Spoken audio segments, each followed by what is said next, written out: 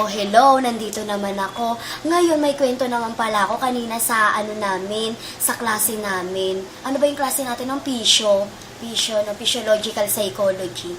Sabi ba naman no, dun sa pisyo, sabi ba naman di nag-discuss si Miss, kasi ang ano namin, about DNA. Ayun, about DNA.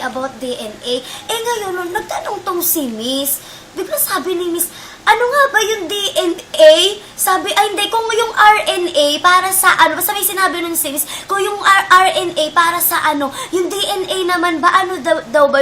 Bigla naman tong nagsalita si Jason, sumigaw pa, at alam nyo kung anong isinigaw.